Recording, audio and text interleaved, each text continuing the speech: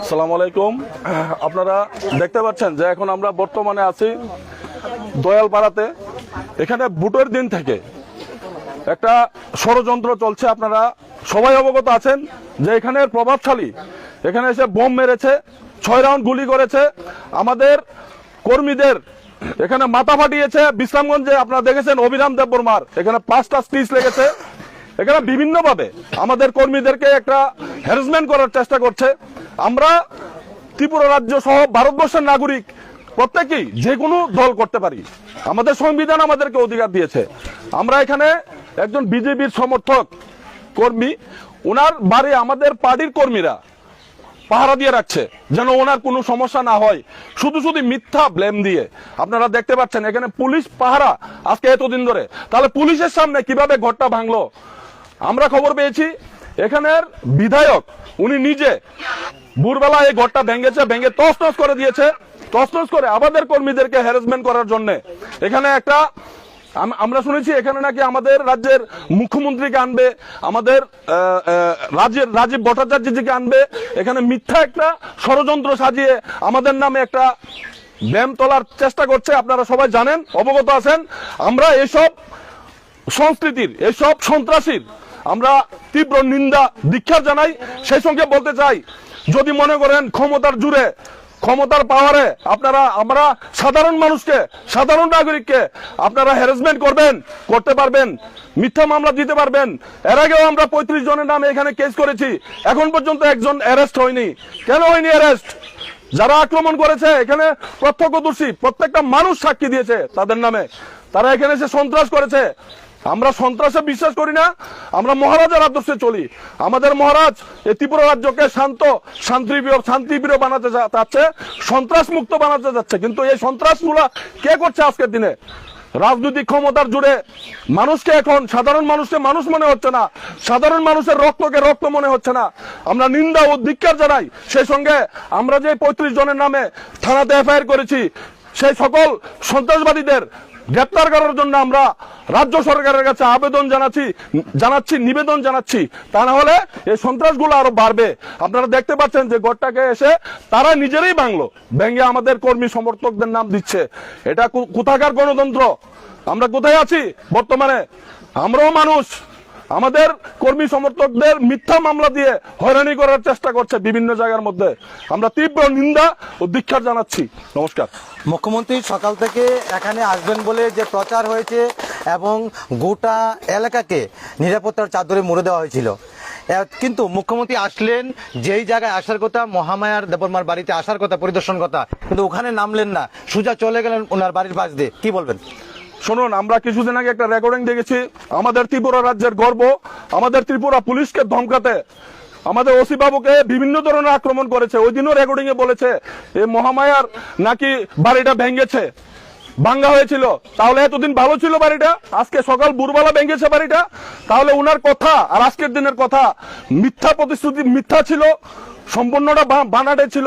তো আমরা হয়তো আমাদের রাজ্যের মুখ্যমন্ত্রী উনি খুব ভালো মানুষ, উনি হয়তো বুঝে গেছে যে এটা মিথ্যা ষড়যন্ত্র, যে কারণে উনি পরিদর্শনে আসার কথা ছিল এখানে, কিন্তু উনি আসবে না, উনি আসেনি।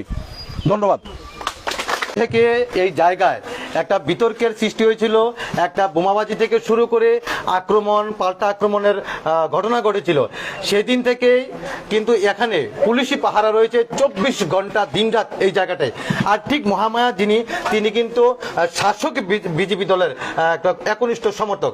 আমরা মহামায়ার সঙ্গে কথা বলার চেষ্টা করব।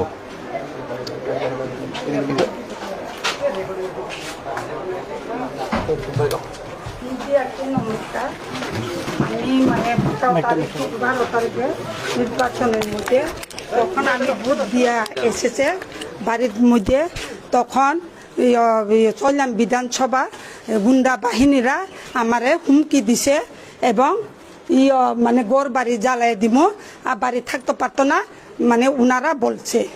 এরপরে আমি মানে বাঁকতে আমি জঙ্গলে গেছে গা তখন। এরপরে কোনো জিনিস আমি নিতে পারছি না, মানে আমার নাতিনটা কই, আমার বউটা কই, এই পজিশন আর কি। আপনি তো এখানে বিজেপি করেন, হ্যাঁ।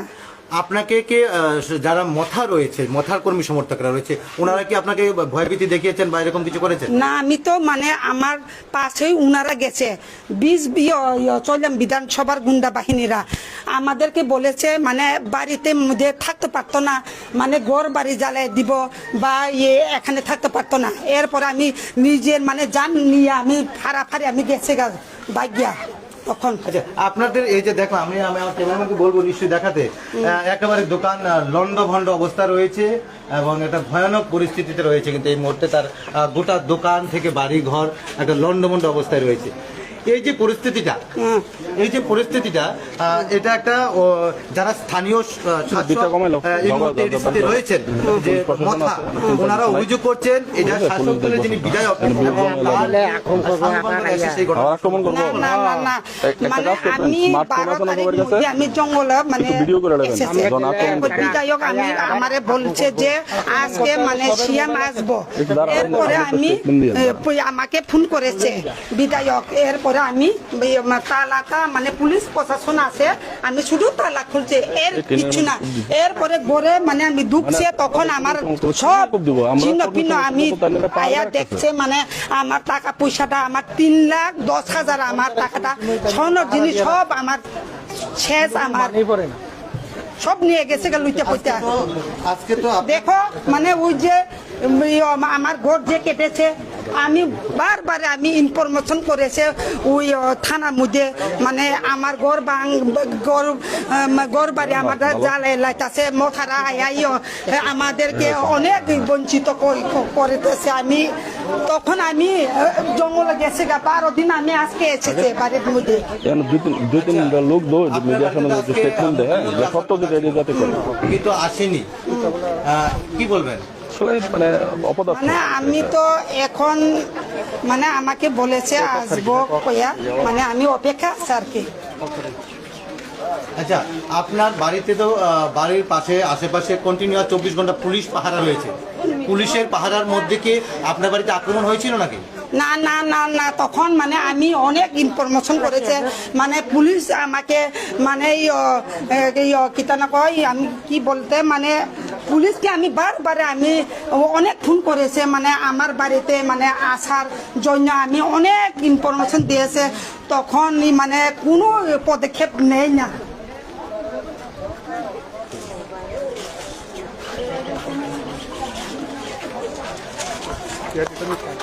না না না, পাবলিকের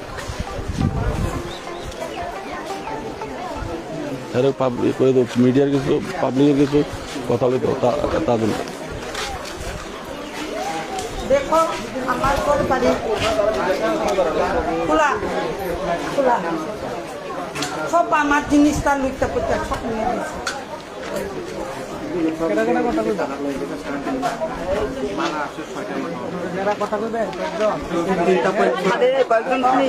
প্রত্যক্ষদর্শী যারা ঘটনাটা জানেন, দেখছেন, আওয়াজ শুনে আইছেন দূরে, তারা একটু কথা কবেন নিজের সামনে। মানুষের স্বার্থী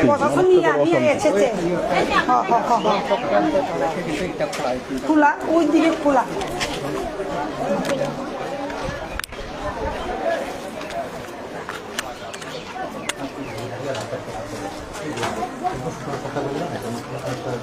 আমাদের হাজবেন্ডও তো আছে আমাদের পাশে, মানে আমরা একসঙ্গে আমরা।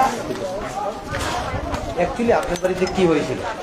মানে আমাদের বাড়িতে ওই চললাম বিধানসভা গুন্ডা বাহিনীরা এসেছে, আমার সব লুটপাট করা, আমার সোনার জিনিস টাকা পয়সা ছাড়া 3,10,000 আমার টাকাটা নিয়ে গেছে। তো গুন্ডা বাহিনীরা নিছে, ওই তো মানে মথা। আপনি কি এখানে একাই বিজেপি করেন? মানে আমি বিজেপি করে আমার কি অপরাধ আছে?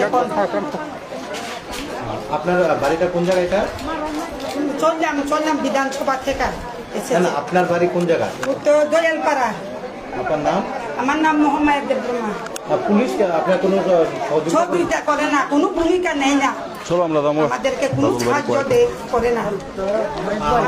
আমি বারবার রিকোয়েস্ট করেছি ওনারা পাবলিকের কথা হলো তো বলবো। ক্ষতি বলতে আমার সব জিনিস এখানে যারা স্থানীয় প্রত্যক্ষদর্শী যেটা ঘটনা সত্যি এটা লোন নিয়ে কি কি ক্ষতি করেছে ওনারা। আপনি বাড়িতে আসলেন কখন? আমি মানে আছে মানে প্রশাসন আছে, আমি যখন তালা খুলছে আমি শুধু তালা খুলছে মাত্র সব এর আগে কোথায় ছিল? আমি জঙ্গলে আসলো 10 দিন। আমি আজকে 22 তারিখ 12 এপ্রিল থেকে আমি জঙ্গলে আছে না খাই না আমার কোনো মানে পদক্ষেপ লই না এই প্রশাসনটা। আমি বারবার রিকোয়েস্ট করছে, পুলিশ কোনো সহযোগিতা না না না কোনো ভূমিকা নেই না, আমাকে সহযোগিতা করে না। আমি বারবার যারা স্থানীয় মথার কর্মী সমর্থক বা অন্যরা রয়েছেন তারা অভিযোগ করছেন যে আপনার বাড়ি কেউ আক্রমণ করেনি, আপনারা নিজেরাই করেছেন। না না আমি কোনোদিন আমি আক্রমণ করি না। আমি প্রশাসন আছে, আমি শুধু এই মাথার তালা খুঁজে এদিকে খোলা ওদিকে খোলা এসে ঘরে কি দেখলেন? ওই তো এদিকে সব দেখেন না, আপনারা দেখেন আমার গোদরেজ খোলা, ট্রাঙ্ক খোলা, 3,10,000 আছে আমার। এর মধ্যে স্বর্ণ জিনিস চেন 2টা কিতানা আংটি আছে, এরপরে বালা আছে আমার, সব শেষ আমার। এখন কি করবেন? এখন আমি যা করে আপনি যে বাড়িতে আসলেন কিভাবে বাড়িতে আসলেন? আজকে মানে সিএম স্যার আসবো দেখে আমি এসেছি আর কি বাড়িতে। কার সাথে আসলেন? পুলিশ আমি এসেছিল? মানে ওই যে আমাদের বিধায়ক আছে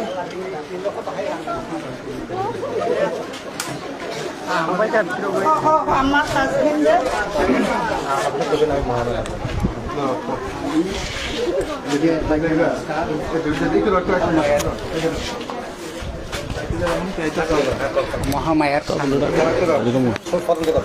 মহামায়ার স্বামী।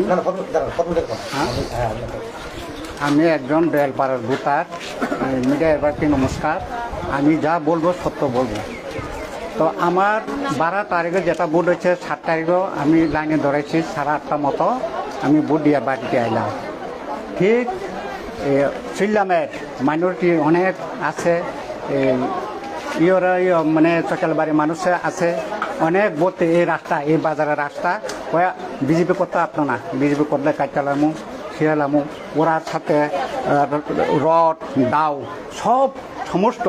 এরপরে আমি বাগুন লাগে মানে দিনের বেলা তো আমরা এখানে যারা তারা দেখে অভাবে গেছে গা আমরা বাগিয়ে গেছি। এরপরে ঠিকই ভোটের সময় আমরা গড়টার সামনে তালা দিয়ে গেছে।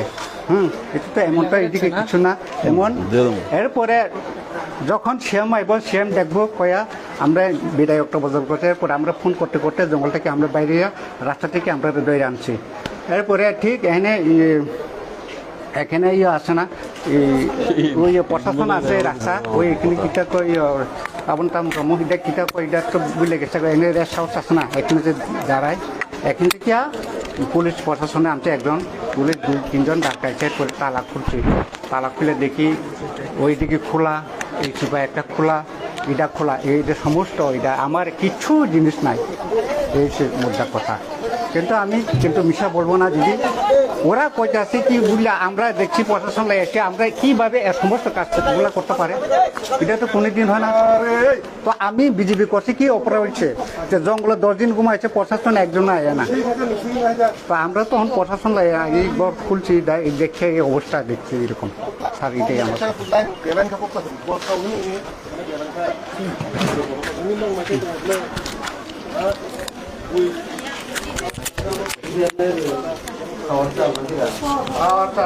গাড়ি বাইক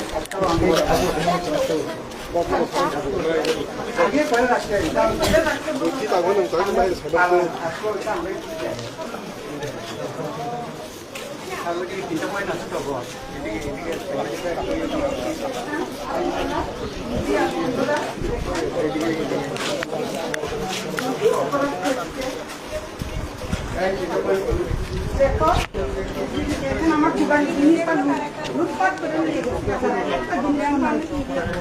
আমার একটা জিনিসও নাই। আপনি দিদি দেখেন দিদি পাবলিক আছে